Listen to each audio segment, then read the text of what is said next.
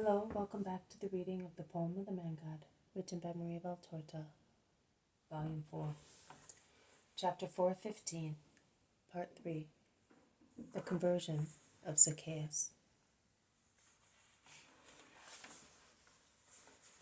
19th July 1944. Jesus says, "In my several Beatitudes, I enunciated the requisites necessary to achieve them, and the rewards that will be given to the blessed ones. But while the categories mentioned are different, the reward is the same. If you consider the situation carefully, to enjoy the same things that God enjoys. Different categories. I have already explained that God with his thought creates souls of different tendency, so that the earth may enjoy a just balance in all its inferior and superior necessities. If the rebellion of man upsets that balance, as he always wants to go against the divine will, which guides him lovingly along the just way, it is not God's fault. Men, perpetually dissatisfied with their situation, invade or upset other people's estates, either by means of true and proper abuse of power, or by attempts at such abuse. What are world wars, family feuds, professional warfare, but such active abuse? What are social revolutions? What are the doctrines that clothe themselves with the name social, but in fact are nothing but arrogance and the very opposite of charity, because they neither want nor practice the justice they preach. On the contrary, they overflow with outbreaks of violence, which do not relieve oppressed people, but increase their numbers to the advantage of a few arrogant fellows. But where I, God, reign, such alterations do not take place. Nothing upsets order in my kingdom, and in the spirits which are really mine. Thus, the several aspects of the multiform holiness of God are lived and rewarded, because God is just, pure, peaceful, merciful, free from the greed of fleeting riches, joyful in the happiness of his love. Some souls tend to one form, some to another. They tend in an eminent manner, because all virtues are present in saints.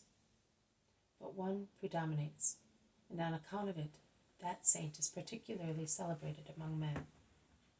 But I bless and reward him on account of all of them, because the reward is to enjoy God, both for the peaceful and the merciful, for those who love justice, and for those who are persecuted by injustice, for the pure and the distressed, for the meek and for the pure in spirit.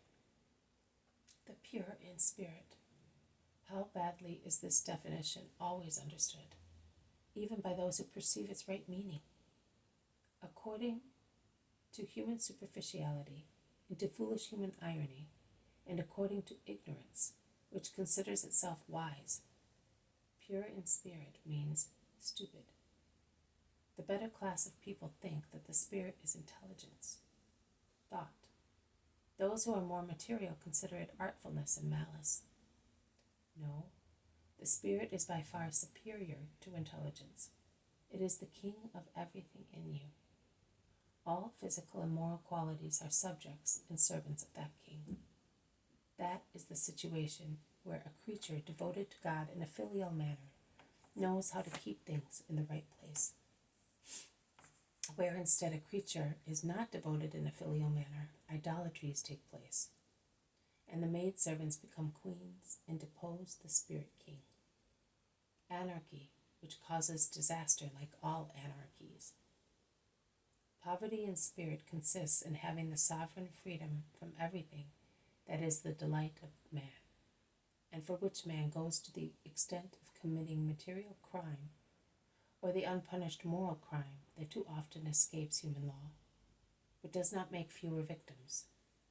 On the contrary, it makes more, and with consequences which are not limited to taking the life of the victim, but often deprive both the victims and their relatives of their good reputation and livelihood. The man poor in spirit is no longer enslaved by riches.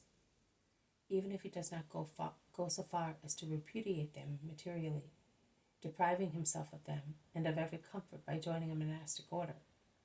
He knows how to use them sparingly for himself, which is a double sacrifice, in order to be prodigal of gifts to the poor of the world. He has understood my sentence: make friends by means of unjust riches, of his money, which might be the enemy of his spirit, leading it to lust, greed, and anti-charity.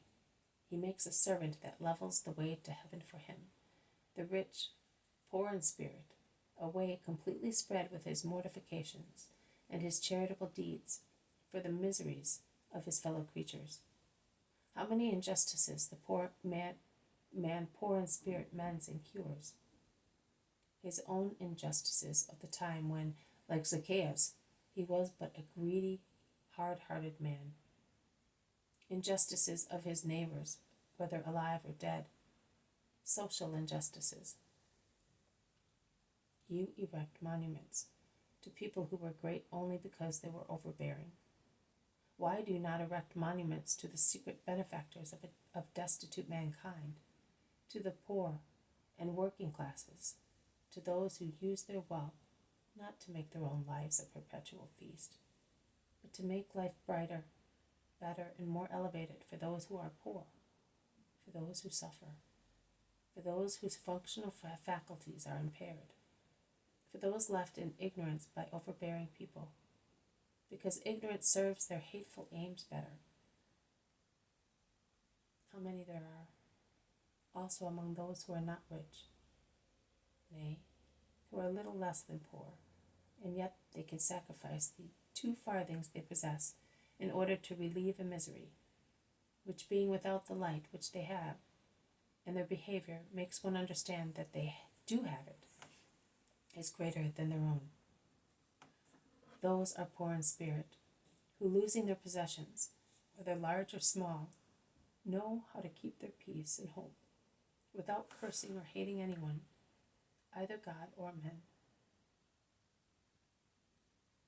The wide category of the poor in spirit, which I mentioned as the first one, because I could say that without such freedom of the spirit from all delights of life, it is not possible to have the other virtues which give beatitude, is divided and subdivided into many forms.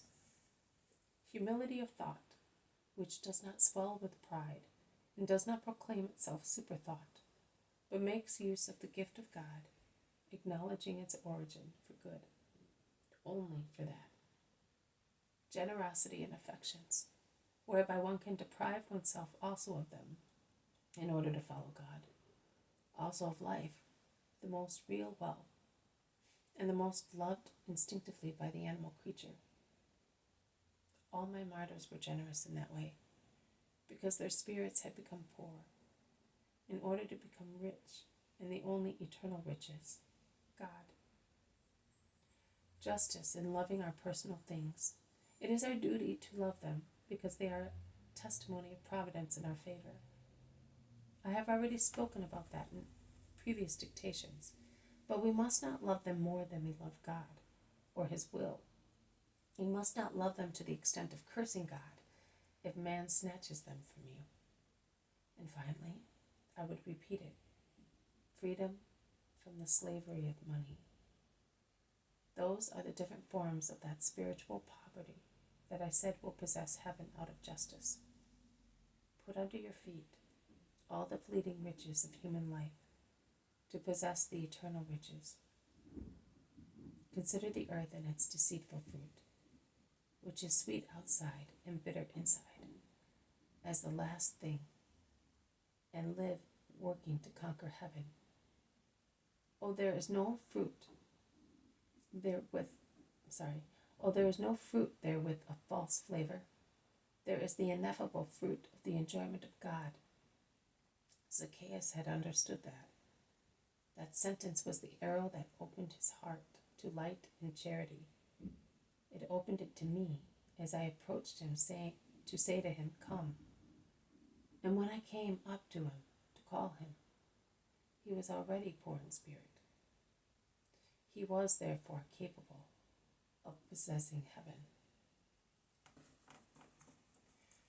This has been a reading from the poem of the Man God, written by Maria Valtorta, Volume 4, Chapter 415, Part 3, The Conversion of Zacchaeus. Thank you for listening. I will see you tomorrow. May God bless you, and may peace be with you.